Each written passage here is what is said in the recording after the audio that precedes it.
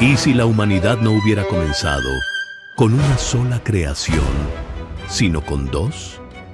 Una espiritual, una física. Suena como una teoría moderna, pero no lo es. Las primeras páginas de la Biblia sugieren algo extraño. Al principio, el hombre y la mujer aparecen juntos, formados a imagen de Dios, sin polvo, sin jardín, solo una orden divina. Pero luego, una segunda versión, un hombre moldeado desde la tierra, colocado en un jardín cerrado, recibe una regla y es puesto a prueba. Dos orígenes, dos historias, y desde ese momento, todo se vuelve más extraño. Figuras misteriosas empiezan a aparecer. Surgen ciudades donde no debería haber gente. Uniones prohibidas dan a luz a gigantes y una línea oculta comienza a esparcirse por la historia. Este video explora una teoría largamente olvidada. No una fantasía, sino una pista, oculta entre los versículos, susurrada entre líneas. Prepárate.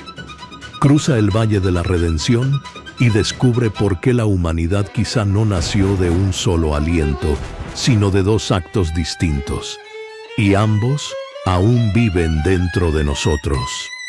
En el primer capítulo del Génesis, Dios no moldea nada con sus manos, simplemente habla: hagamos al hombre a nuestra imagen, y la humanidad aparece, hombre y mujer, uno al lado del otro, sin barro, sin jardín, sin prueba, solo una bendición para ser fecundos, multiplicarse y llenar la tierra. No hay mandamiento que obedecer, ningún árbol prohibido, ninguna serpiente al acecho, solo identidad y propósito. Pero luego, en el capítulo siguiente, todo cambia. Esta vez, Dios desciende, toca el polvo, forma a un solo hombre desde la tierra y sopla vida en él. Ahora es diferente. Este hombre es colocado en un espacio definido, un jardín con límites, con instrucciones y una advertencia crucial. Puedes comer libremente, excepto de este árbol. Aquí hay soledad, hay observación y hay riesgo. Entonces, ¿por qué dos historias tan cercanas y tan distintas? Algunos dicen que es repetición, pero antiguos sabios sugirieron otra cosa. ¿Y si describen dos creaciones distintas? Una hecha desde lo alto, espiritual, portadora de imagen, sin límites, y otra formada desde la tierra, atada a la elección.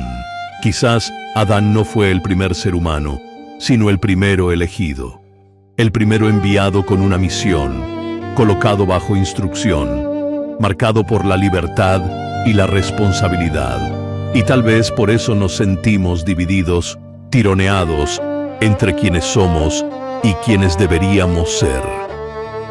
Génesis podría estar diciéndonos más de lo que jamás imaginamos. Y esa división quizá aún siga viva dentro de nosotros hoy. Esta vez, Dios no solo habla, Él se mueve, desciende, toca la tierra y moldea a un hombre del polvo. Luego, sopla vida en él. Ahora este humano tiene forma, límites, carne, pero no se le entrega todo el mundo. Es colocado en un jardín, un espacio cerrado, y recibe un mandato. Puedes comer de cualquier árbol, excepto de uno. Aquí comienzan las reglas y también el riesgo. Adán no es un símbolo. Está solo, formado del suelo, colocado con intención. Respira el aliento de Dios, pero pisa tierra frágil. Incluso rodeado de belleza, algo falta. Entonces Dios se mueve otra vez, hace que Adán duerma, toma algo de su costado y forma a la mujer. Ella no es hecha de la tierra, es hecha de Él. No una creación separada, sino una continuación. Ahora hay compañía, pero con ella viene el peligro, porque el amor trae vulnerabilidad. significa compartir el aliento, compartir el destino. Dios los bendice, pero no los controla. Son libres, libres para cuidar y libres para caer. Este capítulo revela quiénes somos: polvo lleno de espíritu, cielo en nuestros pulmones y la tentación esperando en la puerta. El barro está vivo, pero esa vida será puesta a prueba, y lo que viene después muestra en qué se convierte la libertad cuando toca el veneno. El hombre que una vez recibió el aliento de vida, ahora derrama sangre, y esa sangre no vino de la guerra, vino de un hermano. Caín mató a Abel, y por primera vez la tierra bebió sangre humana. No nacieron en el Edén, vinieron de la consecuencia. Aún así, fuera del jardín, ambos ofrecieron ofrendas a Dios. Caín ofreció frutos. Abel trajo lo mejor de su rebaño. Dios aceptó a Abel y rechazó a Caín. Y algo cambió en lo más profundo. Caín sintió ira, celos, y una voz susurró dentro de él: ¿por qué él y no yo?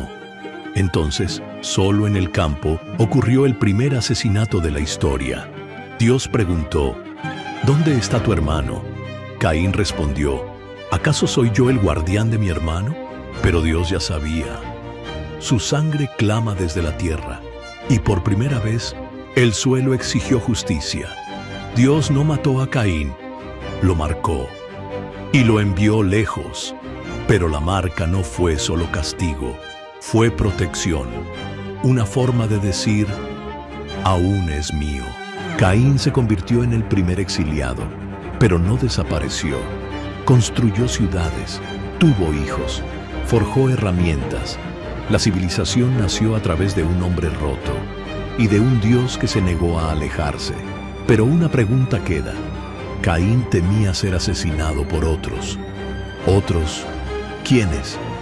Si solo existían Adán, Eva y Caín, entonces ¿quién más estaba allá afuera? Quizás no estaba solo. Quizás otros ya habían sido creados. Otra humanidad, formada antes o al mismo tiempo. La Biblia no lo explica, pero tampoco lo niega. Y en ese silencio comienza el misterio. Quizás Caín no solo se alejó del Edén, quizás cruzó un límite entre el mundo del barro y el mundo del espíritu. Con el tiempo, la humanidad se expandió. De un lado estaban los hijos de Set, silenciosos, apartados, fieles. Del otro, los descendientes de Caín, constructores de ciudades, llenos de ambición y poder. Durante un tiempo, cada uno siguió su camino. Pero entonces, algo ocurrió, algo que lo cambió todo. La Biblia dice: los hijos de Dios vieron que las hijas de los hombres eran hermosas y tomaron esposas. ¿Simple? No del todo. ¿Quiénes eran esos hijos de Dios? Ángeles, espíritus, hombres de una primera creación. La respuesta nunca ha sido clara, y quizás nunca debía serlo. Porque la pregunta no es quiénes eran, sino qué surgió de esa unión.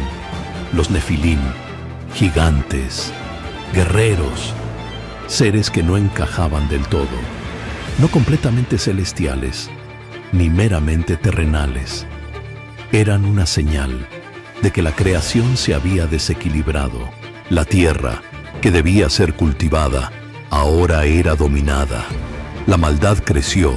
La violencia se volvió norma y Dios sintió dolor. Por primera vez, la Biblia dice que Dios lamentó haber creado al ser humano, no porque cometiera un error, sino porque lo que fue hecho para reflejar la luz, eligió la oscuridad. Aún así, Dios apartó a una familia, preparó un arca, ofreció otra oportunidad. Pero la pregunta sigue: ¿qué corrompió realmente a la humanidad? ¿Fue la desobediencia o algo más profundo? Quizás esa mezcla prohibida dejó una marca, y quizás esa marca aún permanece con nosotros, porque el pasado no murió, se arrastró hacia el presente, y aún hoy el mundo vive con el eco de un error que nunca debió haberse cometido. El mundo había comenzado de nuevo, pero también lo había hecho el orgullo. Los descendientes de Noé se esparcieron por la tierra, pero la unidad dio lugar a otra cosa: ambición. En la tierra de Sinar comenzaron a construir una torre, no para refugio, no para adoración, sino para ascender, para escalar, para alcanzar el cielo por la fuerza. Ladrillo por ladrillo, la estructura crecía, y también su ego. No era arquitectura, era rebelión, un mensaje grabado en piedra. Ya no necesitamos a Dios, pero el cielo observaba. Y entonces, Dios descendió. No trajo fuego, ni diluvio. Rompió su lenguaje, y lo que antes era una sola voz, se volvió muchas.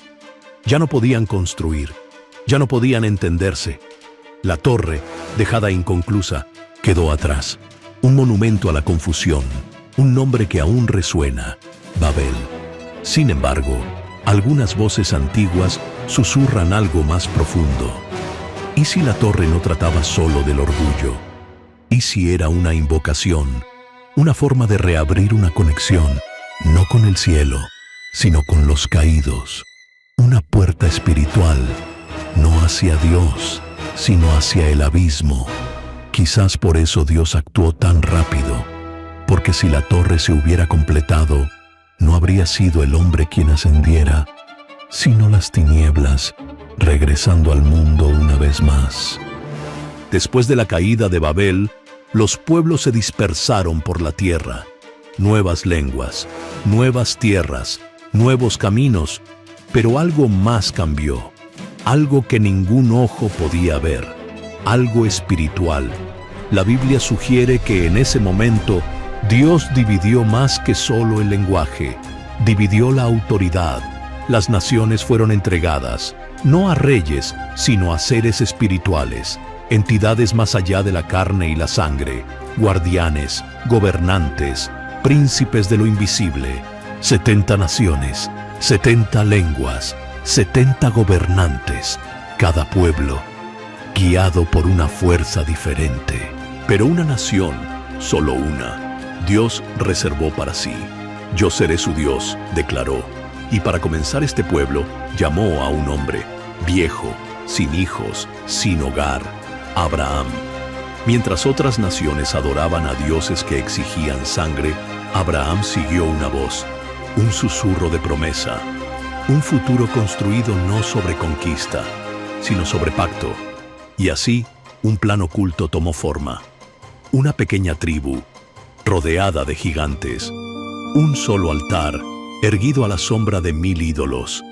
Mientras las naciones se inclinaban ante poderes falsos, Israel fue elegida para portar la luz. No por poder, sino por propósito. Porque incluso cuando el mundo cayó en tinieblas, Dios se negó a dejar que la llama se apagara. Los imperios se alzan y caen. Los reyes vienen y van.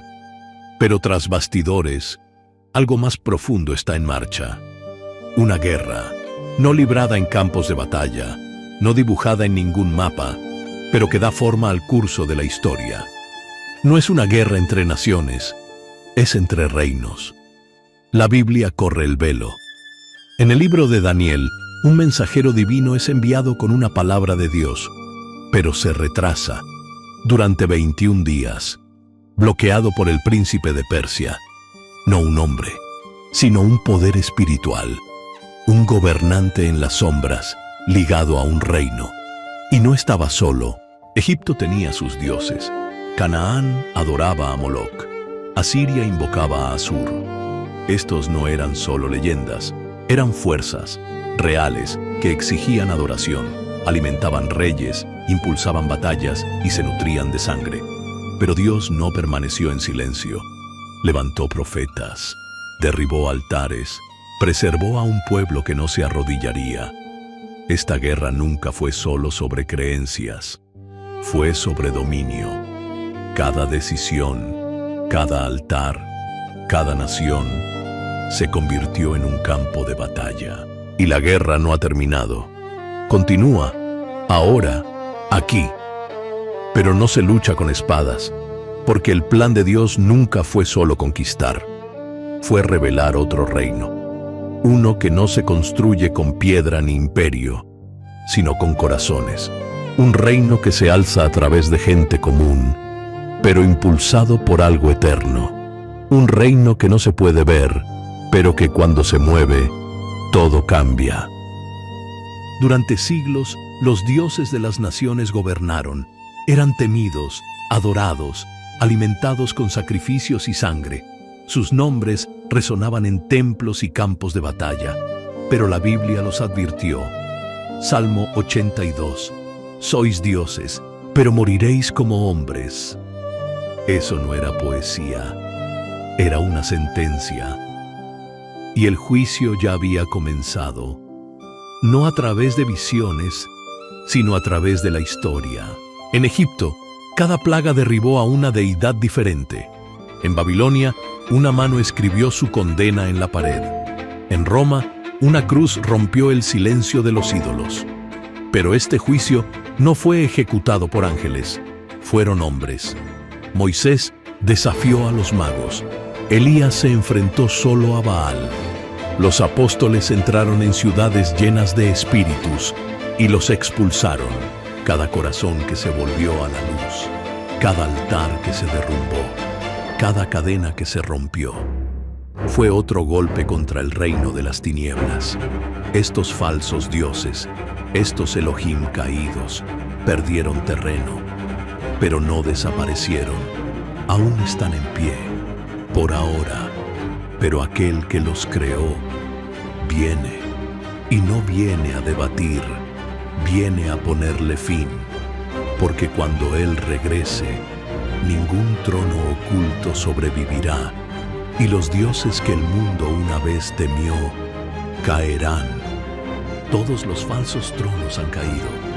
Los Elohim fueron silenciados, pero un trono jamás fue tocado. Aún permanece, inquebrantable, intacto, esperando. No está hecho de oro, está hecho de justicia, y desde el principio ha sido reservado para un solo nombre. Isaías vio su altura. Ezequiel vio fuego y ruedas a su alrededor. Juan vio truenos, relámpagos y ángeles de pie en asombro. Pero en el centro seguía vacío, porque el rey aún no había venido. Y cuando Él venga, no llegará como un niño en un pesebre. No vendrá en silencio, vendrá como fuego, con ojos como llamas, con voz como trueno, con poder para juzgar a vivos y muertos. Ese día el cielo se abrirá, y el trono ya no estará vacío. Cada dolor será respondido, cada lágrima comprendida, cada promesa cumplida, porque solo un nombre le pertenece: Jesús, el Hijo, el Cordero, el Rey. Y cuando Él se siente en ese trono, el mundo entero sabrá: el reino ha llegado, y nada volverá a sacudirlo. El trono aún está vacío, pero no porque fue abandonado, sino porque fue reservado. El mundo parece estar desmoronándose, pero ese trono no se ha movido, permanece, invisible para muchos, pero grabado en los corazones de los que aún sienten. Estamos viviendo en el entretiempo, entre la caída de los dioses antiguos y la llegada del verdadero Rey. Y en este espacio, cada decisión importa. Cada alma es un campo de batalla, porque aunque no podamos verlo, algo dentro de nosotros recuerda ese trono, una memoria oculta, un llamado silencioso, un susurro que nunca se desvaneció del todo. ¿Conoces esa sensación? Ese anhelo que no puedes explicar, esa nostalgia por un lugar que nunca has visto, ese fuego que aún arde, incluso en el frío. Es un recordatorio, es una señal, es el eco de un rey que está en camino, y cuando Él regrese, no reconstruirá imperios, restaurará lo verdadero, reinará, y los que reconocieron el trono antes de verlo, no serán dejados atrás. Serán llamados por su nombre, vestidos de blanco, envueltos en luz, y oirán lo que el cielo ha esperado siglos para declarar. Ahora el reino pertenece al Cordero. Y con esas palabras, todo comienza otra vez.